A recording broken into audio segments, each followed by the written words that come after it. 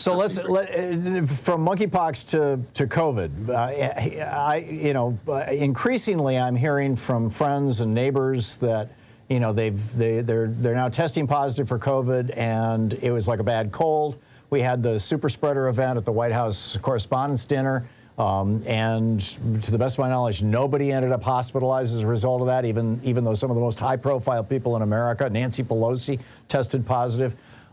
Is that because the strain, I understand there's a new strain, a B12, that has now constituted something like 58% of cases in the United States. Is that because that strain is less virulent, or is that because that third shot seems to be the magic shot? Pfizer has now come out and said 3 shots with children appears to work, and they're trying to get, under 5 approval for that. Or is it something else? What's going on right now? And are we in danger of complacency as a consequence of this? So my approach is, precautionary principle really matters. And I think complacency is inherently something that gets us in trouble a lot during the pandemic. So White House Correspondents' Dinner, by the way, it's the most privileged 2,600 people that we know on this planet, in this country. And of course, they were required to have boosters. And they are so privileged that most of them have HEPA filters at home and also have infinite access to monoclonal antibodies and Paxlovid. That's a very unusual group, but we do know there's a large outbreak among them. I won't say who, but there are a lot of people, even in the very high level circles of the White House Correspondents' Dinner, who got it. But this is the thing. If you're boosted, the chance of going to the hospital or dying is next to nil.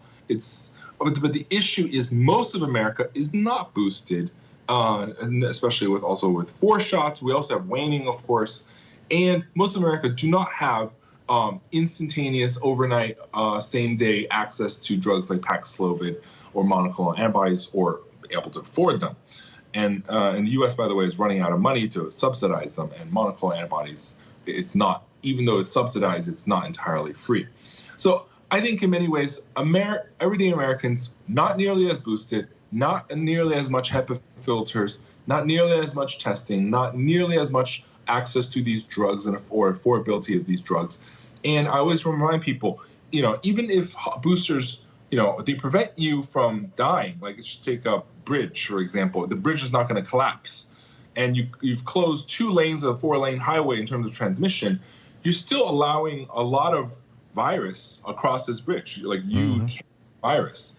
And I always tell people, between 2 viruses, one more contagious and less severe, and one more severe and less contagious, it's the less severe, more contagious virus that will ultimately kill more people. And I think that's the thing. Like, people are feeling so invulnerable. They're going out to more and more parties and inherently spreading the virus more. And unfortunately, that breeds more variants and will send a lot of more people to the hospital. And we have seen hospitalizations increase about 30% in the last 2 weeks. So we have to be very careful. It does sound like what you're saying is that for people who are vaccinated and boosted, and particularly double boosted, people over 50, this isn't such a crisis, that the real crisis is a public health crisis, that we haven't adequately vaccinated and boosted our population or prepared a public health system that can deal with people who might be immune compromised or get sick, really sick from this. Do I have that right? Yeah, we do not have a public health or medical system right now that's adequate for the lay everyday Americans who have not gotten boosted, who do not wear masks, who do not have instantaneous access to a doctor to get Paxlovid prescription or monoclonal antibodies. We're for the very, very privileged, they're fine, but for everyday Americans, they're not. And the same thing happened during HIV. Once the HIV drug cocktails, the wonder cocktails arrived, the privileged Americans just moved on, but the unprivileged Americans and the rest of the world, HIV still continues to ravage around the world.